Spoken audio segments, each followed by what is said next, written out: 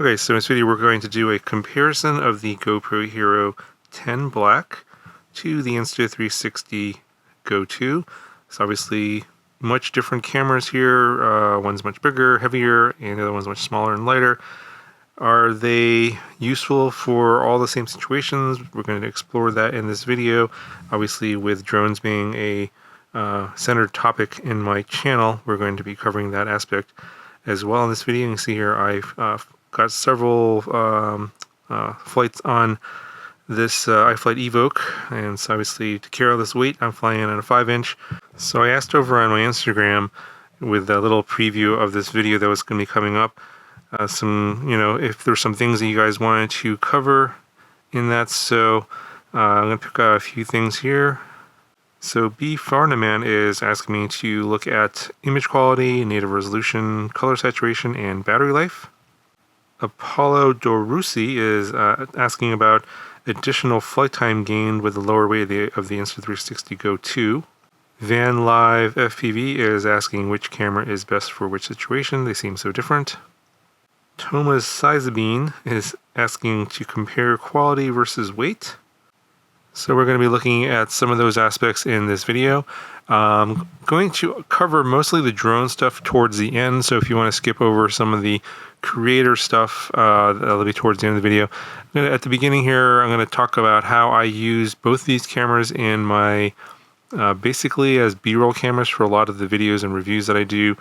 As you know, I do a lot of reviews other than drones. Obviously, I use both these cameras on my drones, but I use these cameras as well in other review videos like skateboards, bikes, scooters, etc. And these come in very handy as B-roll cameras. So some of this comparison is going to be in relation to those particular uses for, at least for me, and what my thoughts are and how they compare and in what situations they work best. And then later on, we'll talk about how both these cameras work on the drones I use them on, why I put them on certain drones, and the reasons I choose one camera over the other, because I don't always choose one over the other. Okay, so let's talk about the weight and size of these two cameras. The Go 2 is about 27 grams, and the Hero 10 is about 153 grams, so pretty big difference in weight. And also in terms of the size of the cameras, so the Go 2 is about 53 by 24 by 21 millimeters, and the Hero 10 is 72 by 51 by 34 millimeters, so significantly larger and heavier than the Go 2. So using these cameras in making my other videos, the convenience and the form factor of these cameras do come into play quite a bit. Now I do use the GoPro on my hat cam quite a bit for my airplane review videos. So these little prongs come out and I'm able to mount them. Mount the camera right here on the hat. It is a pretty heavy camera. I do feel it on my head, but I feel like this is okay for the weight. I don't mind the weight on my head, even though it is a little bit heavier. The Go 2 has a nice hat cam piece that just magnetically pops into place and clips onto your hat like this. Much lighter, barely noticeable at all. Of course, I'll talk about the image quality later. It's a trade-off between image quality and convenience. And for me, the weight is not a big deal. I don't mind putting it on my head, although it is noticeable, because I feel like I get the better image quality, the hat cam versus the Go 2.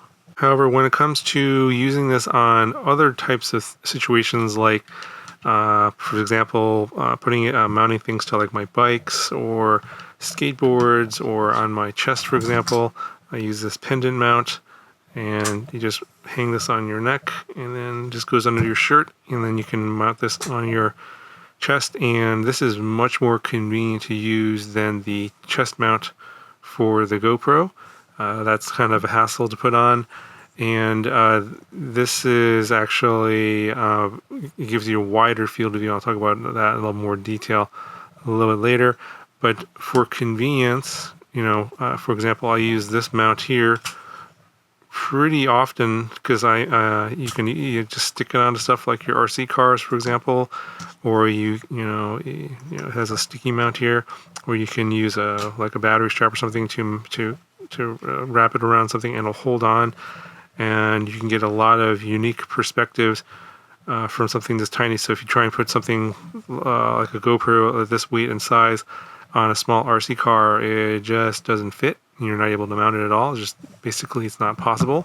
So this smaller form factor does give you more opportunities to use it and get interesting perspectives that you can't with the Hero 10. And then of course, if you're capturing B-roll out in public, whether it's on your chest or on your hat, this little tiny camera is much less conspicuous, much less noticeable than trying to record video with the Hero 10. People will notice that you're actually recording stuff, whereas if you're using something this tiny, most people don't care or don't even notice at all because it just kind of blends into the background. Now, when it comes to deciding what to use on certain drones, for example, I'll use this one here as an example. This little tiny 2.5 inch Cinewhoop actually has a custom mount for the Go 2, and this little camera, 27 grams on this drone, is not a problem and does not affect flight time at all. So this one weighs about 123 grams. That's the whole drone without the battery. The GoPro weighs 153 grams. It weighs more than the drone. Now, these have some pretty powerful motors. It can probably carry this, but you're going to have a very short flight time when you're trying to put a much heavier camera on. And so, mostly when I use these bigger cameras or the GoPro, I use it on the bigger drones like the iFlight Evoke here. It's a 5-inch, and this typically goes on here no problem. Most people will use a Hero 10 on a large quad like this, and it's not going to really make much of a difference in terms of flight time. This is actually the go-to camera. So, if you're concerned about flight time on something, say in between the size here, like say like a 3-inch, the heavier weight of the GoPro is going to reduce your flight time. So, it really depends on the drone, but typically as you add more weight, your flight time decreases exponentially. So while you, for example, on this one here with this camera, you might get a 6-minute flight time. With something much heavier like the Hero 10, you're gonna maybe get a 1-minute flight time. So a significant reduction in flight time because of the heavier weight. So I end up making different decisions on what to put on what. And oftentimes with the smaller drones, I will almost never fly the larger, heavier Hero 10, and typically will fly the lighter Go 2 camera. So another aspect and difference between these two cameras is convenience of control in terms of changing your settings and seeing like what kind of image you're getting out of the camera. And obviously with something like the Go 2, you have no screen like you have on the GoPro. It's a little bit more difficult to access your settings. You have to either use the charging case, which also acts as your remote. So you put your camera in here, turn it on, and you can change your settings via these buttons here. But you still can't see the image that you're seeing. You can't obviously connect to the camera through your smartphone app, and you can do that also on the GoPro as well. The quick app on the GoPro and the Insta360. It's called I think it's Insta360 app. And obviously with the smartphone, you can then see the field of view and the image that you're getting out of the camera. Obviously on the GoPro, it's got the screen in the back, and you can change all your settings and everything, see exactly what you're recording on the screen. And also you have a front screen as well if you're vlogging. So, for the convenience factor, getting quick access to your settings, etc., the GoPro definitely is more convenient there. Now, in some situations where this is mounted in a drone and you don't have access to the screen, the difference between accessing the GoPro versus the Go 2 on your smartphone is about the same in terms of connecting it and seeing it on the app. It's about the same amount of time. It is a little bit long in terms of like length of time it takes the most. Now there is an option to get a Bluetooth remote for the Hero 10. I believe this is a $100 purchase or option. So sometimes if your GoPro is mounted already and you don't have access to the screen, you want to change some of the settings, you can do it via this remote, but it is an extra purchase. Whereas on the Go 2, you have this camera mounted in your drone. You just connect to it remotely. This acts as a Bluetooth remote, and then you can start and stop your video and change your settings via this connection here and these buttons, and you can then basically have all your access to your settings, and then also you have this option of using it as a tripod as well. So this has a sort of multiple functions, which is pretty nice, and it's included in the price of the camera. It's not an extra purchase. All right, so let's talk about the differences in image quality, field of view, and stabilization between these two cameras. So for the purposes of this comparison, I'm going to be limiting the comparisons to the basically the vivid color profile on the Go 2 and the vibrant color profile on the GoPro, because there's a variety of different settings you can go and choose, and you can do post-processing, etc. I'm choosing basically like settings for dummies, so people that don't want to deal with video editing and color grading and that kind of stuff. I'm basically eliminating that factor in this comparison. Basically, what's the easiest way to get like good video out of this without doing a lot of work? And so the two things I'm going to be comparing in terms of the resolution. Obviously, the lower resolution is 1440p or 2.5K on the Go 2 versus the most commonly used resolution on the Hero 10 is going to be the 5.3K 60 frames per second with Super View. And when you're looking at just the field of view of the two cameras, it's not a huge difference when you compare Super View at 110 degrees field of view versus the Go 2 at 120 degrees field of view when you're using the ultra wide option when you're exporting the video out of the Studio app. So when you're looking at these, I'll just kind of put up some sample video here of each, one after the other. And when you're looking at them, it's really hard to tell. You can't really notice that much of a difference in terms of the field of view when you're using Super View on the GoPro. However, when you're using the horizon leveling feature in the GoPro or the horizon lock feature in the Go 2, I think in those situations where maybe you're using a Cinewhoop and you want like basically the horizon to be level and less movement in the video for those like slow shots, etc., then the difference in field of view is pretty significant. So in the Go 2, it still stays at 120 degrees field of view, but on the GoPro, you're reduced down to about 75 degrees. So it's much more zoomed in, and that's a standard mode on the GoPro. It's 5.3K. So I think it's 30 frames per second with the horizon level and basically the linear field of view or the 75 degrees field of view.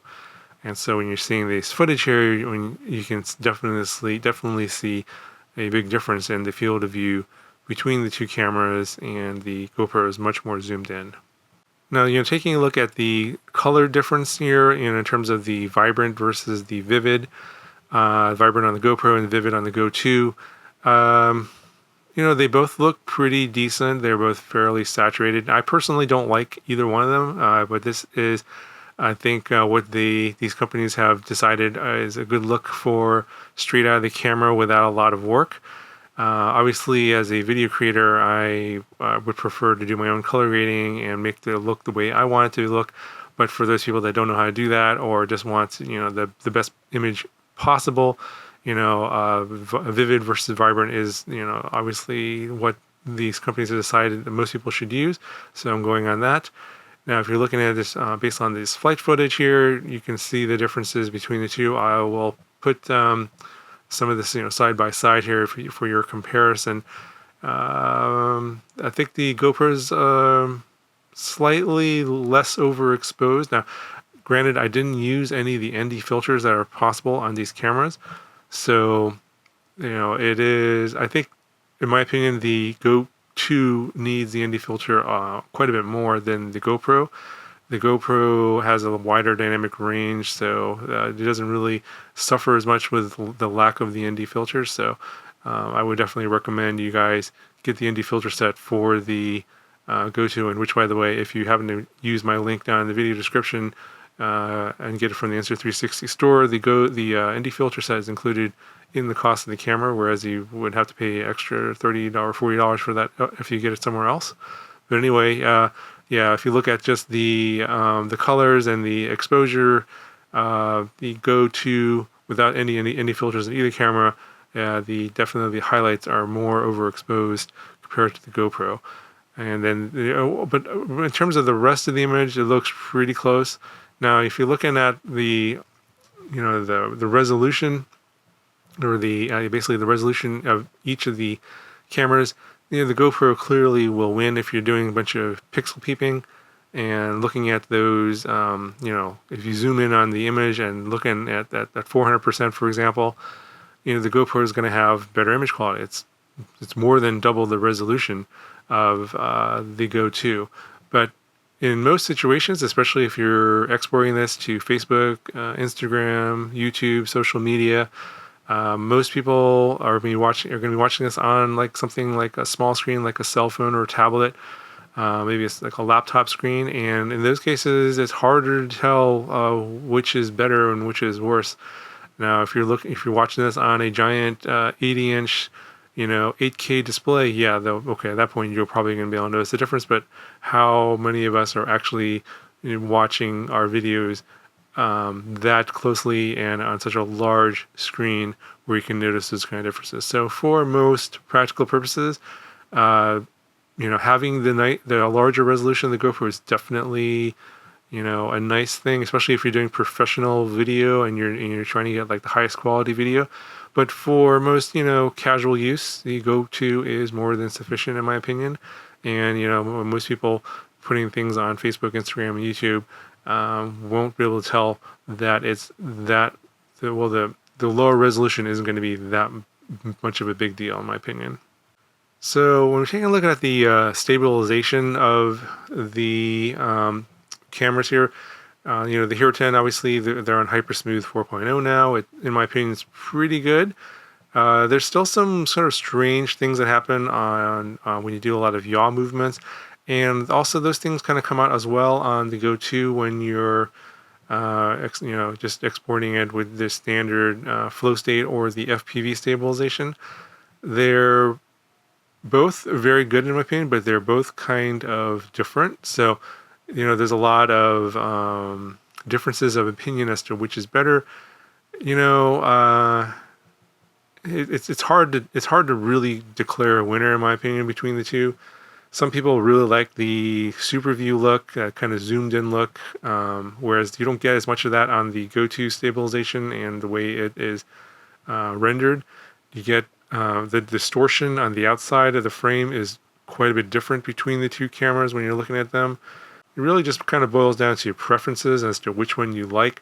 I don't think that either one is a clear winner over the other. It's just that they're a bit different in how the stabilization works, but in my opinion, they both work pretty well. Okay, so hopefully this video will give you some ideas as to which one you'll want to use and for which situations. For me personally, I like the convenience factor of the Go2. I find that I use it quite a bit more often than the GoPro.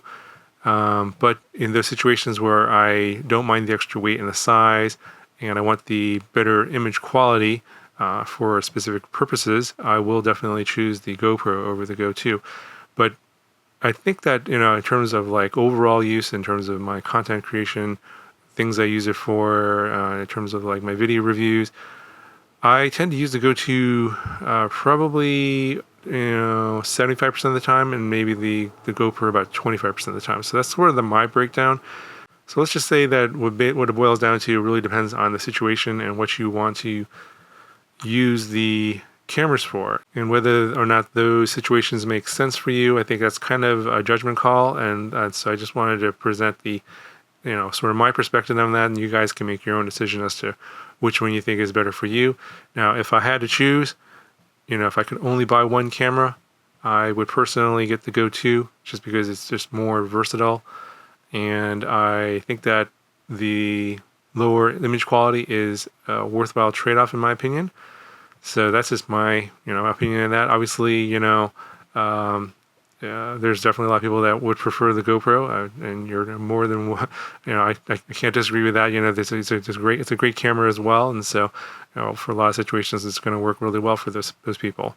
Anyway, if you want to pick up the Go 2, the link down in the description, which is in fact an affiliate link, you will get a free ND filter set and free lens guard as well. So it's like a $30 or $40 value on top of the camera. And you can't get those special free gifts through any other link. And then if you want to pick up the GoPro, that also is an affiliate link through Amazon. So if you want to help out the channel, if you feel like this video has been helpful for you, then please use those links down in the video description. That'll go a long way in helping me make more videos and comparisons like this in the future. Okay, that's going to do it for this one. Let me know if you have any questions or comments, and I'll talk to you guys in the next one.